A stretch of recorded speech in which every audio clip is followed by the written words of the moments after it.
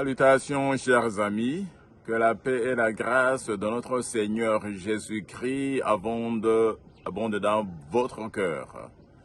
Merci pour votre fidélité à suivre nos émissions sur les études bibliques. Et bien, avant de rentrer dans l'étude proprement dite, je vous invite à incliner nos têtes pour la prière. Éternel notre Dieu, notre Père, nous te louons, nous te magnifions, nous te glorifions pour ta bonté, ta miséricorde, ton amour. Au moment où tes enfants vont, Seigneur, parler de ta parole, Seigneur, je ne suis pas digne, mais toi, Seigneur, qui es digne, parle à travers moi, pour moi et par moi, sanctifie-nous par ta parole, car ta parole est la vérité. Au nom et par amour de Jésus, nous te prions. Amen. Chers amis, nous avons commencé ensemble à étudier, je dirais, une leçon fondamentale pour définir vraiment qu'est-ce que la vie du christianisme, en quoi est fondé le christianisme, en quoi est fondé l'amour. Aujourd'hui, nous allons aborder un autre sujet, après avoir expliqué la croix, qui est bien sûr le point fondamental, central. La croix de Jésus, c'est le point central de tout l'évangile. Sans l'évangile, sans la croix, l'évangile n'existait plus. D'ailleurs, nous avons vu qu'on peut remplacer facilement dans les Écritures par l'évangile et par la croix de Jésus, et les Écritures vont rester fidèles à ce que elles disent. Maintenant, nous avons vu aussi les deux Adams, comment l'Adam, le premier Adam, notre père charnel, nous a fait tomber, et bien comment Jésus-Christ est devenu le deuxième Adam pour nous relever. Bonne nouvelle. Aujourd'hui, nous allons parler du salut. Comprendre et expérimenter le salut. Comprendre et expérimenter le salut. Chers amis, je suis croyant comme vous. La plupart des croyants n'arrivent pas à comprendre et à expliquer en quoi consiste le salut que nous avons en Jésus-Christ. Alors que l'apôtre Pierre nous dit que nous devrions toujours être prêts, à expliquer et à défendre la raison de notre espérance. Il y a beaucoup de croyants qui n'arrivent pas à expliquer en quoi consiste leur salut et notre salut. Et cela, c'est un peu, ça dérange que nous sommes croyants. Certains d'entre nous ont fait des années et des années dans la foi, d'autres sont jeunes. Mais en fait, que vous soyez ancien, que vous soyez jeune dans la foi, aussitôt que vous avez accepté la foi, vous devez être capable d'expliquer en quoi ce que vous avez choisi consiste. Eh bien, sans tarder, nous allons continuer notre étude. Pour beaucoup, le salut consiste à passer de la mort à la vie éternelle et de l'enfer au paradis. Bien que cela soit vrai, nous découvrons que le salut implique bien plus que cela, chers amis. En effet, en étant sauvés, un changement radical s'opère à la fois dans notre position et dans notre statut. C'est une chose que chacun doit bien comprendre. Nous allons lire quelques textes bibliques pour expliquer en quoi consiste le salut. Eh bien, lisons 1 Jean chapitre 5, versets 18 et 19. Il nous est dit, je lis, « Nous savons que quiconque est né de Dieu ne pêche point, mais que celui qui est né de Dieu se garde lui-même et le malin ne le touche pas. verset 19, nous savons que nous sommes de Dieu et que le monde entier est sous la puissance du malin. Voilà ce que Jean, l'apôtre Jean, témoigne. Eh bien, qu'est-ce que Paul témoigne? Aussi, voyons ce que Paul témoigne touchant notre nouvel être. Eh bien, Paul, en écrivant aux Galates, chapitre 1, versets 4 et 5, il est dit, qui s'est donné lui-même pour nos péchés, en fait de nous arracher du présent siècle mauvais, selon la volonté de notre Dieu et Père, à qui soit la gloire au siècle des siècles. Amen. Dans les deux textes ici nous parlent d'un changement radical qui doit être opéré si vraiment nous avons compris la foi. Donc, étant à Christ par la foi, nous ne sommes plus de ce monde, selon Jean. Mais nous avons été délivrés de ce monde présent et mauvais par la foi de la croix de Christ, selon Galates chapitre 1 verset 4. C'est pourquoi l'apôtre Paul pouvait déclarer en Galates chapitre 6 verset 14, pour ce qui me concerne, loin de moi la pensée de me glorifier d'autre chose que de la croix de notre Seigneur Jésus-Christ, par qui le monde est crucifié pour moi, comme je le suis pour le monde. Vous voyez cette nette différence. Eh bien, vous étiez du monde et le monde vous comptait comme sien, mais une chose doit se passer de telle sorte que vous n'êtes plus du monde, mais vous avez quitté le monde, vous ne reconnaissez plus le monde et le monde ne vous reconnaît plus. Voilà le changement qu'il nous faut, qui doit être opéré à nous. Et c'est en quelque sorte comme l'Exode.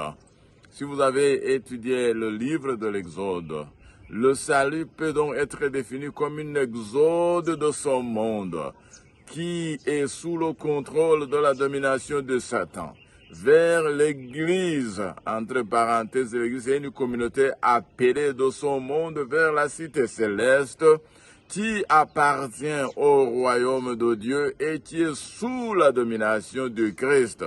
Cette grande vérité, en fait, a été révélée dans les temps anciens lors de l'exode du peuple de Dieu qui devait quitter l'Égypte pour se rendre en Canaan. L'Égypte étant le symbole du monde et Canaan étant le symbole de la nouvelle vie dans la communauté divine que nous appelons aujourd'hui l'Église. Peut-être c'est bon que nous expliquions ce que signifie ce terme « Église ». C'est pour cette raison que les auteurs du Nouveau Testament ont délibérément choisi le terme « Ecclésia » pour signifier le peuple de Dieu. Ce mot grec que l'on traduit dans notre Bible française par Église ou dans notre Bible anglaise par Church, c'est un terme très intéressant.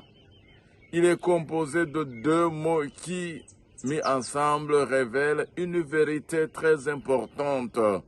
Ces deux mots sont « ek » qui signifie « hors de » et « Ecclésia » qui signifie « peuple appelé ». Donc ces deux mots mis ensemble définissent l'Église comme un peuple appelé à sortir hors du monde. Un peuple appelé à sortir, à quitter. Eh bien, voyez le terme d'Exode qui revient. Eh bien, la question que nous devons nous poser est la suivante. De quoi sommes-nous appelés à sortir? Et la réponse est du monde. Jésus l'a clairement indiqué dans Jean, chapitre 15, verset 19, où il a dit, « Vous n'appartenez pas au monde, mais c'est du monde que je vous ai choisi. » Donc, Jésus vient nous choisir du monde et il nous dit, vous n'êtes plus du monde. Même si vous êtes dans le monde pour le moment, vous êtes que des étrangers et des voyageurs dans le monde ne doit plus vous reconnaître comme sien et vous ne devez plus vous reconnaître comme du monde. Mes chers amis, c'est ça que le salut qui est témoigné en Jésus-Christ nous invite vraiment à nous détacher. Tout cela jette une lumière importante sur la définition du salut et a des implications importantes pour nous. La première est que, en tant que chrétiens, nous n'appartenons plus à ce monde, mais sommes devenus des citoyens du ciel. Alléluia. Et comme Satan, le prince de son monde, est en guerre contre le Christ, le Seigneur du ciel, nous sommes devenus en tant que chrétiens des étrangers vivant en territoire ennemi. Des étrangers vivant en territoire ennemi. Maintenant, il nous faut comprendre comment est-ce qu'on vit dans un territoire ennemi. C'est pourquoi Jésus a déclaré que ce monde doit nous haïr et nous persécuter. Pourquoi? Parce que quand vous vivez dans un territoire ennemi, on ne vous reconnaît pas et on vous recherche à tout moment. Et si on peut vous trouver, on ne va pas vous faire cadeau, mais on va vous traquer. Est-ce que nous... Donc, si là, alors, c'est Jean 15, verset 19 nous confirme que nous devons être haïs. Jean 15, 19, nous haïs et persécutés dans son monde. Et 1 Jean 3, 13 également. Donc, si le monde ne le fait pas, si le monde ne nous hait pas, si le monde ne nous persécute pas, c'est parce que ce n'est pas parce que le monde a changé, mes amis, comme certains, même des chrétiens. Aujourd'hui, la semaine passée, j'écoutais un grand chrétien, un grand croyant, ou bien membre d'une dénomination que je ne vais pas dire le nom, qui dit, le monde a changé. Le monde, oui, était mauvais il y a des années, des siècles, mais le monde a changé. Ce n'est pas parce que le monde a changé, mes amis, mais simplement parce que le monde ne voit pas vraiment le Christ en nous. Parce que selon 2 Timothée 3, 12, si le monde nous voit, il voit Christ en nous, il va se mettre à nous haïr, à nous détester et à nous persécuter. Donc, deuxièmement, en tant que citoyen du ciel, oh chers amis, tous les liens avec le monde doivent cesser. Ainsi, toute fierté nationale, je suis Rwandais, je suis Ivoirien, je suis Tchadien, je suis grec, juif, je ne sais pas, toute fierté nationale et tribale doit disparaître, car en Christ, il n'y a ni juif, ni païen. Toute distinction de classe doit disparaître, car, selon Galates, chapitre 3, verset 28, il nous est dit, il n'y a plus ni juif, ni grec, il n'y a plus ni esclave, ni libre, il n'y a plus ni homme, ni femme, car tous vous êtes un en Jésus-Christ. Je m'étonne quand je vois des chrétiens qui font partie des groupuscules de ce monde et qui s'enorgueillissent d'être fièrement, de faire partie orgueilleusement des groupuscules de ce monde. Ici, je parle de tribus, ici, je parle de peuples, ici, je parle de nations même, nationalité. Oh, je suis américain et vous êtes chrétien, vous n'êtes plus du monde. Et même si vous êtes américain, une grande nation, que tout le monde se glorifie d'appartenir, vous êtes dans un territoire ennemi. Eh bien, même si c'est l'Amérique, vous êtes là comme étranger. Et donc, on ne prend plus, on ne devrait... Je suis étonné de voir les chrétiens qui même vont jusqu'à adhérer aux partis politiques de son monde et ils commencent à propager les drapeaux de leur parti. Est-ce que vous savez ce que vous êtes en train de faire? Non, non, non, je n'appartiens plus au ciel. Regardez-moi, je suis un militant d'un tel parti. Oh, mes chers amis. Nous continuons à expliquer en quoi consiste le salut, mes chers amis. Selon Romains, chapitre 6, versets 3 à 4, le baptême symbolise notre union avec le Christ, crucifié, enseveli et ressuscité. De même que le Christ est mort pour le péché et son monde, comme nous le voyons en Romains chapitre 6, verset 10, et Galates chapitre 1, verset 4 que nous venons de lire. De même, par notre union avec le Christ, crucifié et enseveli, nous disons adieu, bye bye, pour toujours au péché et à son monde mauvais. Lorsque nous entrons dans les eaux du baptême, nous prenons part à nos propres funérailles, rendues réelles par nous, par la foi en la croix du Christ, de sorte que nous sommes enterrés pour toujours dans les eaux du baptême avec tout ce monde méchant dont nous faisions partie. Vous savez, le problème, c'est que aujourd'hui, les gens se font baptiser pour beaucoup de raisons que d'appartenir à Christ, malheureusement. D'autres se font baptiser pour se marier.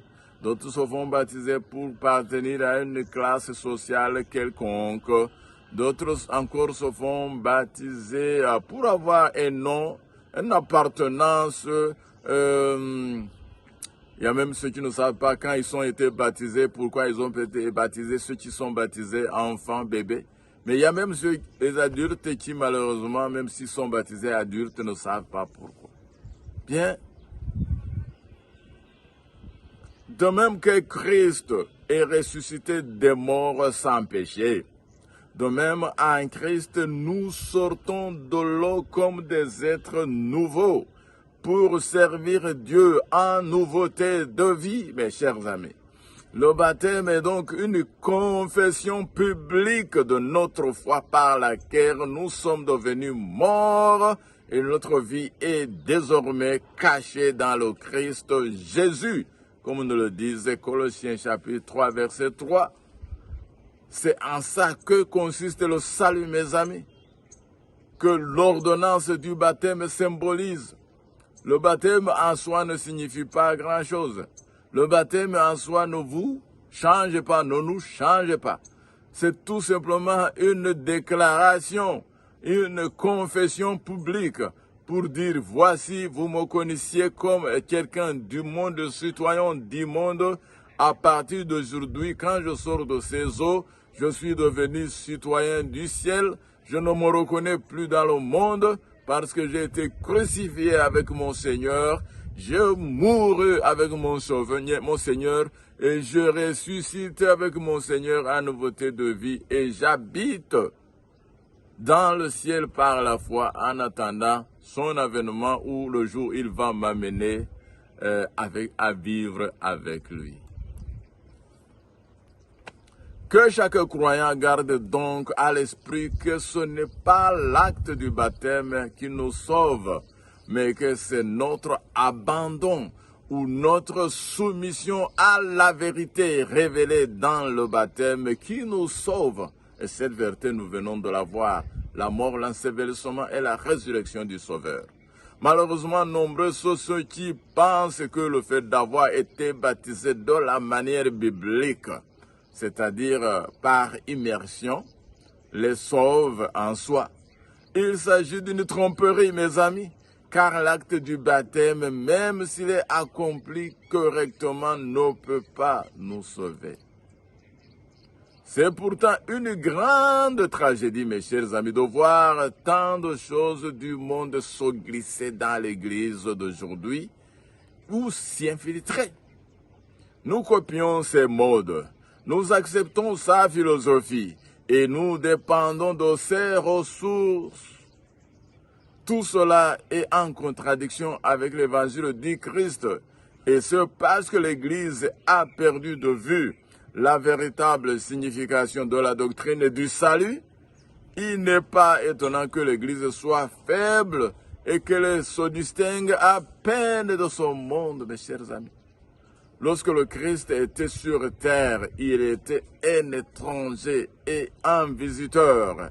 Il était dans le monde et a témoigné de la vérité au monde. Mais il n'était pas du monde et tout ce qui était vrai pour lui doit devenir aussi vrai pour le chrétien et l'Église dont nous faisons partie. Oh, mes chers amis, aujourd'hui je serai très court parce que je ne vais pas vous fatiguer. Aujourd'hui, je vais vous donner tout simplement matière à réflexion afin que vous commenciez à vous poser des questions sérieuses concernant votre salut.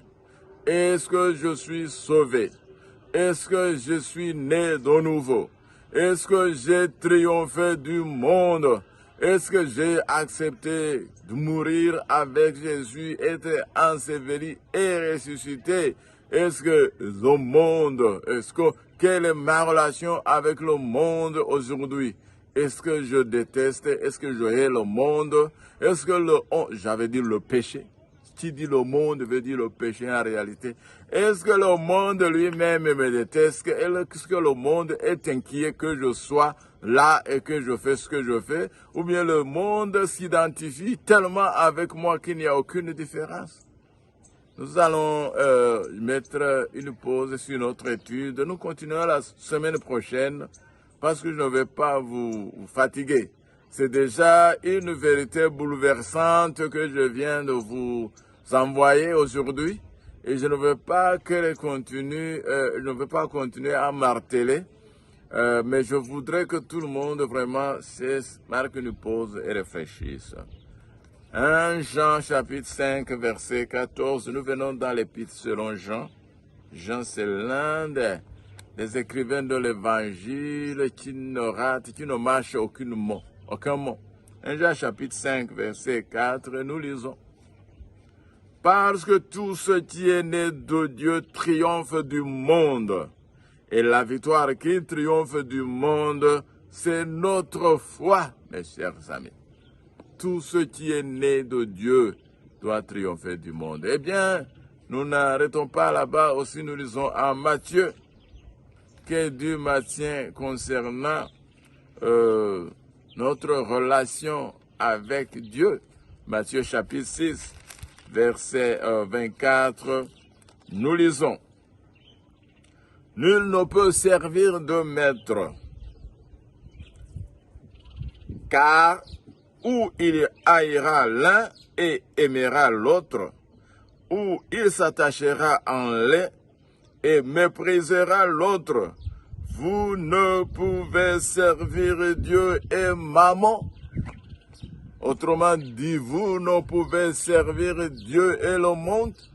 Soit vous êtes du monde, vous cherchez le plaisir du monde, vous cherchez les fonctions et le succès et les honneurs et le confort dans son monde, ou bien l'argent, bien sûr, c'est le véhicule, c'est le véhicule qui traîne dans tout ça, qui nous traîne dans tout ça, ou bien alors nous allons complètement nous détacher du monde et vivre de ce monde comme quelqu'un vivant dans les territoires ennemis. Et là, ça va changer notre position et notre statut dans le monde. En nous donnant à Dieu, nous devons nécessairement nous abandonner. Et tout ce qui pourrait nous retenir éloignés de Dieu, nous devons l'abandonner. C'est pourquoi le Sauveur nous dit en Luc chapitre 14 verset 33, « Quiconque d'entre vous ne renonce pas à tout ce qu'il possède ne peut être mon disciple. » Maman est l'idole de plusieurs. L'amour de l'argent, le désir des richesses sont des chaînes d'oreilles qui les lient à Satan. D'autres adorent la gloire et les honneurs mondains. D'autres encore se font une idole d'une vie d'aise et de confort, libre de toute responsabilité. Mais il faut que ces chaînes soient rompues. Nous ne pouvons être en partie au Seigneur et en partie au monde. Nous ne devenons les enfants de Dieu que de ce moment où nous le sommes sans réserve. Dès le moment où nous sommes de Dieu sans réserve, alors nous appartenons à Dieu. Mes chers frères et sœurs, je vous invite à appartenir à Dieu et à vous abandonner entièrement, totalement à Dieu et à nous séparer du monde et tout ce qui nous distingue, ce qui distingue le monde, que nous puissions nous séparer de ça et que nous cherchions à nous identifier avec notre nouvelle cité, la nouvelle Jérusalem, le royaume éternel dans lequel Jésus nous convie. Telle est ma prière pour vous et moi, mes chers amis honorés, par l'amour de Jésus. Amen.